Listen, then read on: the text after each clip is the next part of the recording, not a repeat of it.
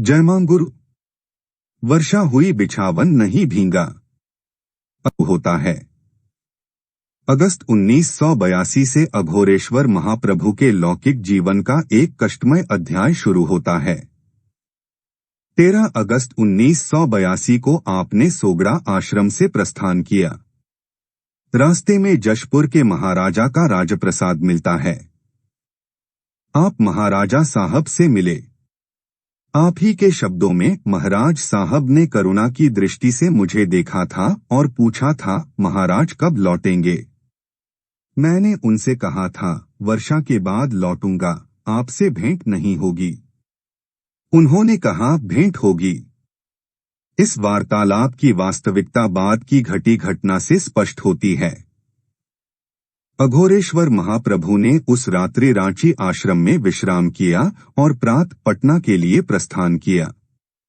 सभी जानते थे कि आप पटना जा रहे थे, लेकिन हमारे दामाद दा सनी से चुपके से आपने कह दिया कि वे उस दिन राजगीर में ठहरेंगे।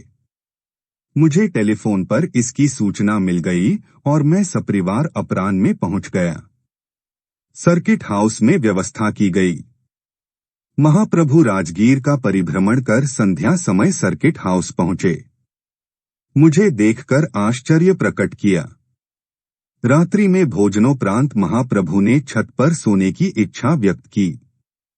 हम सभी हिचकिचा रहे थे क्योंकि पानी बरसने के आसार थे। महाप्रभु नहीं माने। छत पर बिस्तर लगा। आपने किसी सेवक को छत पर आने की आज्ञा नहीं दी। हम सभी कमरे में सोए। आधी रात बाद बूंदाबांदी शुरू हुई। हम सभी चिंता में पड़ गए कि महाप्रभु भीग जाएंगे, लेकिन छत पर जाने का दरवाजा तो बंद था।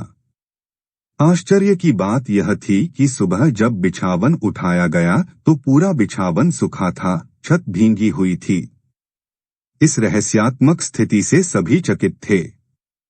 बाद में महाप्रभु ने कहा कि रात में कोई व्यक्ति उनका पैर खींच रहा था और उस आत्मा को डराने के ख्याल से जब आपने चप्पल बिछावन के दोनों तरफ रख दिया तब उसने छेड़खानी नहीं की।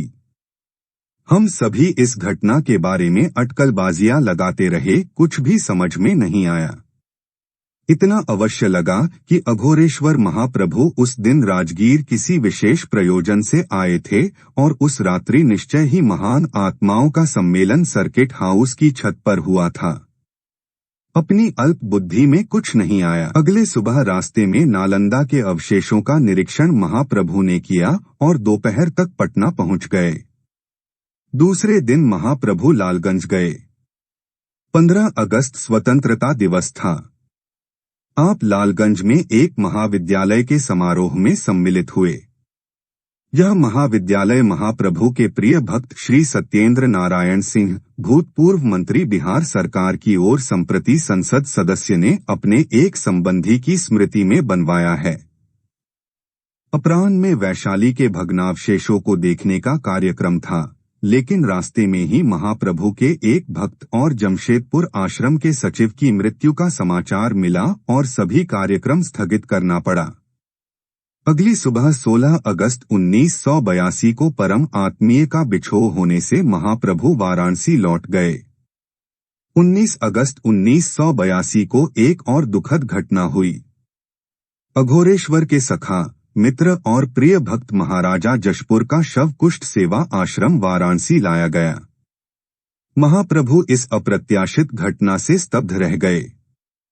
आश्रम वासी जो उस समय मौजूद थे, उनके अनुसार पूज्य अघोरेश्वर को इतना शोकाकुल कभी किसी ने नहीं देखा था। सर्वेश्वरी मंदिर में महाप्रभु की उपस्थिति में प्रार्थना हुई और आपकी ही देखरेख में दिवंगत महाराजा का अंतिम संस्कार संपन्न हुआ। प्रत्यक्षदर्शियों तथा बहुतेरे श्रद्धालुजनों का कहना है कि महाराजा के निधन का अघोरेश्वर महाप्रभु के स्वास्थ्य पर प्रतिकूल प्रभाव पड़ा है। अपने ग्रंथ अघोरेश्वर संवेदनशील में अघोरेश्वर महाप्रभु ने महाराजा के संबंध में कई स्थलों पर चर्चा की है। ग्रंथ का एक अंश यहाँ उद्धृत है। शुरू में जब मैं गुरुधर आश्रम में रहता था तो मुझे अकेला जानकर मेरी सुरक्षा की दृष्टि से भूतपूर्व जशपुर नरेश स्वर्गीय राजर्षि श्री विजयभूषण सिंह देव यदाकदा रात्रि या दिन में आया जाया करते थे, किंतु वे यह कभी नहीं कहते थे कि उनके आने का उद्देश्य क्या था। एक दिन एक प्रश्न के प्रसंग में उन्होंने एक अलौकिक घटना का उल्लेख किया था। उन्होंने कहा था कि हाल ही में शिकार के क्रम में भैरव पहाड़ में मैं एक शूकर का पीछा करते चला गया। कभी वह शूकर लावा नदी के किनारे भाग जाता था, कभी पहाड़ के जंगलों में छिप जाता था। एक मायावी दानव की तरह उसने मुझे बहुत परेशान किया। अंततोगत्वा वह भैरव पहाड़ के चट्टानों के एक विवर में प्रवेश कर गया। विवर में बहुत दूर तक जाने पर एक चौड़ा चिकना मार्ग दिख पड़ा।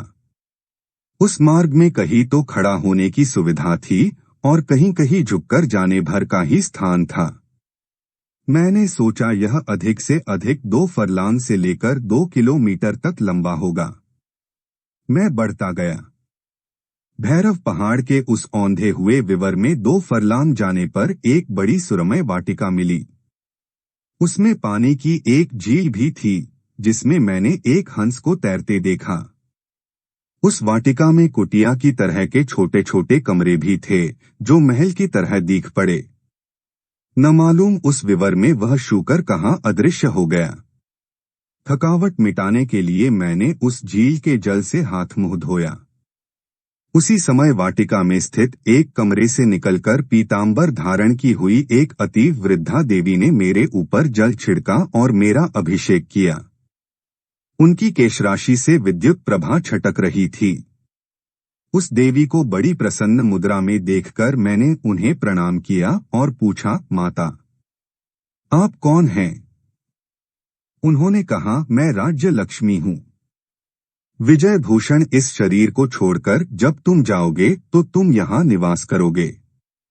उस शूकर रूप में जिसका तुम बहुत देर तक पीछा करते रहे, अन्य कोई नहीं, 12 रूपिणी प्राण स्वामिनी मैं ही थी। संतों की सेवा से तुम्हारे पुण्य का अंबार लग गया है। जब तुम समझने लगोगे कि तुम्हारे इस शरीर की आलोचना हो रही है, निंदा हो रही है, परिवार कुटुंबियों ने तुम्हारे प्रति केवल ऊपरी भाव से ही स्नेह रखा है और भीतर से तिरस्कार की भावना रखते हैं, तब तुम्हारा परमाणु के सदृश प्राण इस शरीर को छोड़ देगा।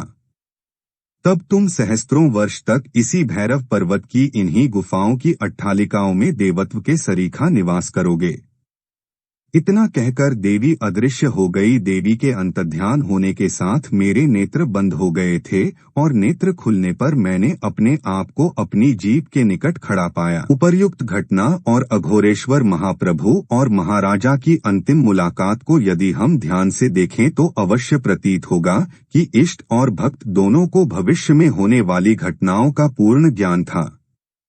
महाराजा का परलोक गमन तो निश्चित था ही। गुरु कृपा की यह अद्भुत मिसाल थी। जय हो परम पूज्य अघोरेश्वर भगवान राम जी।